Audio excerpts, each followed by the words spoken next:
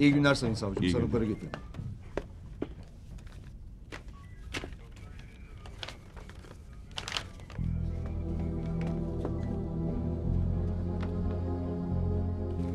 İçeri al. Sanıkları getirin. Geçin içeri.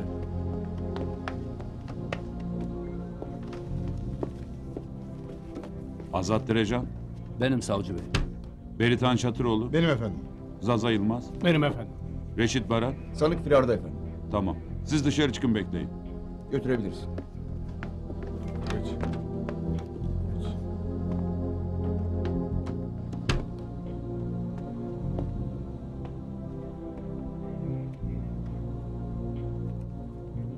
Evet.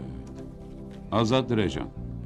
Baba adı, Hacı Tahir. anne adı. Aşan. Kaç doğumlusunuz? 1960. 1960 doğumlu. Nüfusa kayıtlı olduğu yer. Malatya Merkez. Oturduğunuz yer. Derecan Nahiyesi. Drajan nahiyesinde oturuyor.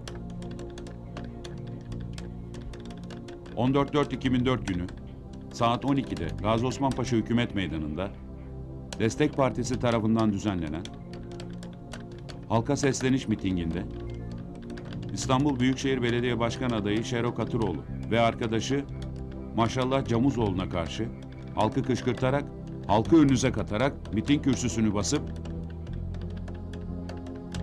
Şero Katıroğlu ve Maşallah Camuzoğlu'nu kürsüden atarak yaralamak suretiyle halkı kin ve düşmanlığa alenen tahrik ettiğiniz iddia edilmektedir. Ceza Muhakemeleri Usul Kanunu'nun 135. maddesi gereği susma ve avukat tutma hakkınız vardır. Eğer avukat tutacak durumda değilseniz baro tarafından size bir avukat temin edilecektir. Savunmanızı yapacak mısınız? Yapacağım savcı bey.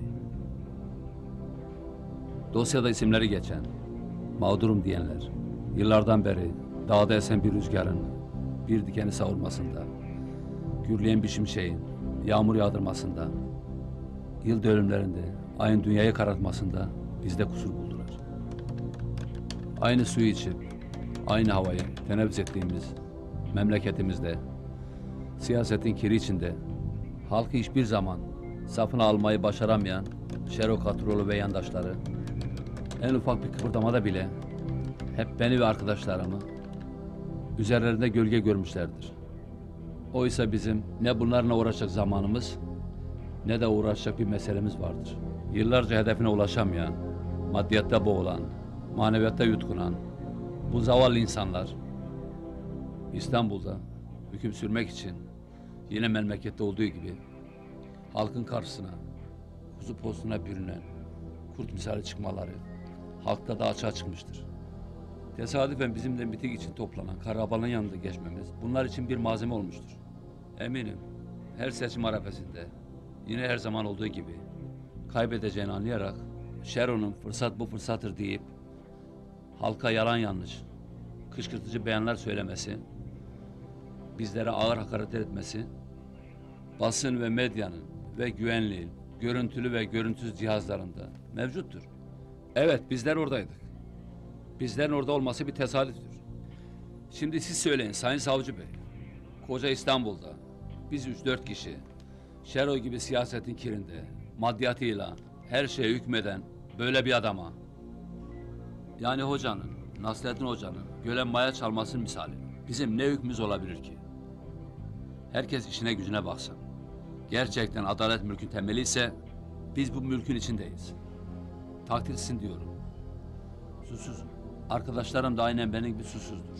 Serbest kalmak istiyorum.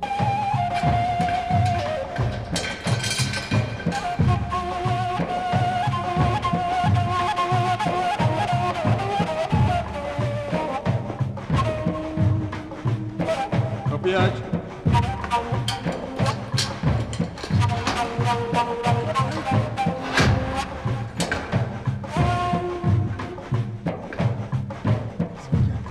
Azat geldi. Aha da geldi. Azat geldi. Kapıyı aç. Geliyle. C kuşlarına gel. Hadi be. Hadi be. Cevire be. Hadi be. Zaza C3. Benitan C2. Azat bu taraftan C1.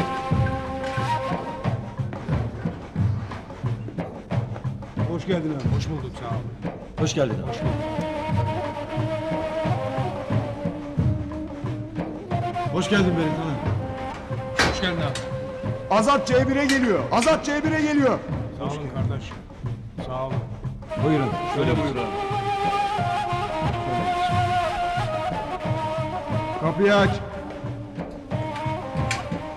Aha Azat C1'e geldi be.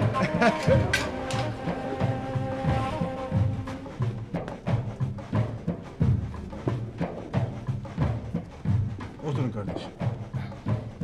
Hoş geldin abi. Hoş geldiniz. Hoş gördük.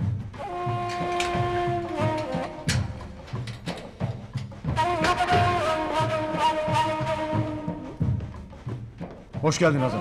Demek sen buradasın. Kapıyı kapat. Buradayım. Hoş geldin abi. Hoş bulduk.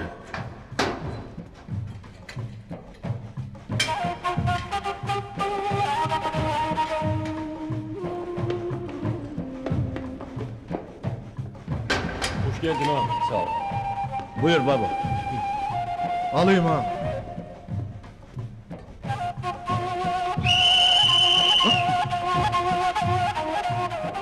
Düdük çalmasana. Azat'ın olduğu yerde düdük çalınır mı? Pardon abi.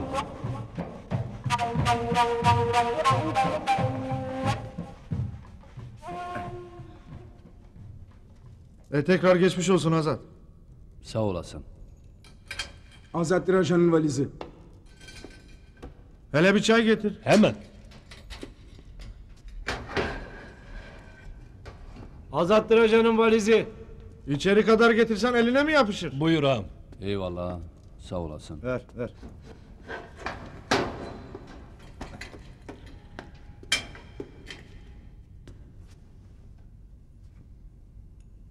Mahkemeni televizyondan takip ettik babo.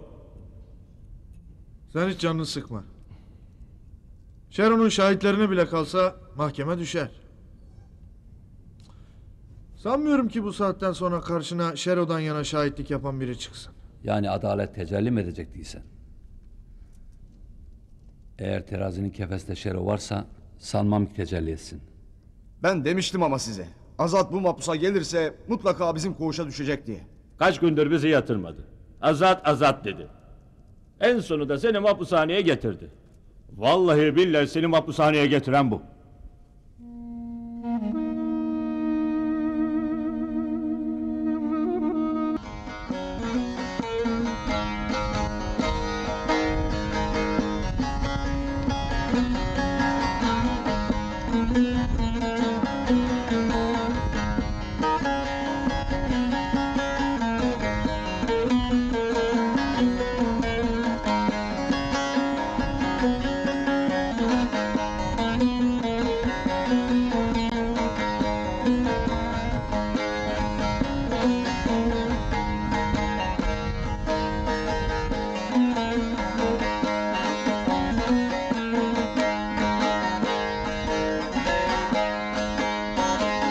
Güzel şahtan bize bir dolu geldi,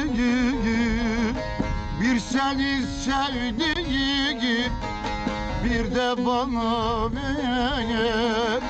Hünkâr Hacı Bektaş Veli'den geldi, bir seni sevdim bir de bana ver. Hünkâr Hacı Bektaş Veli'den geldi, bir seni sevdiğim bir de bana ver. Derviş Sultan gel. Ben yan tarafa geçeyim.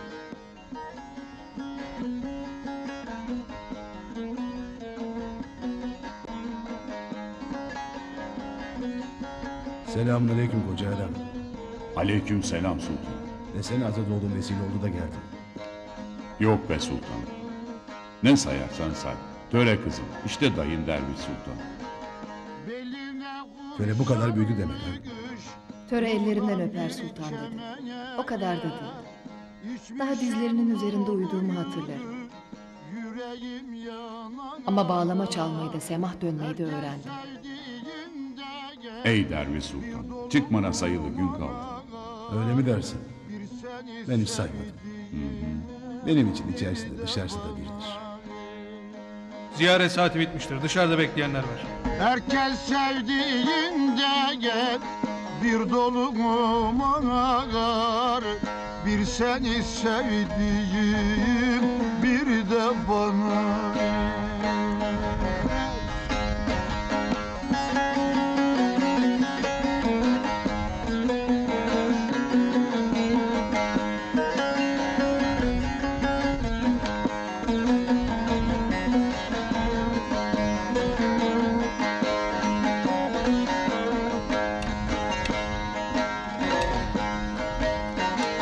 Senin aşıkları kaynadı coştu,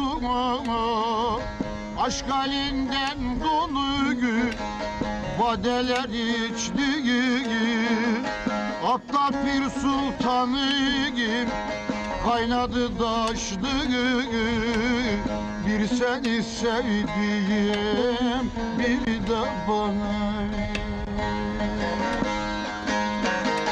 Atlat bir sultanım kaynadı taştı, bir seni sevdim, bir de bana. Bir seni sevdim, bir de bana.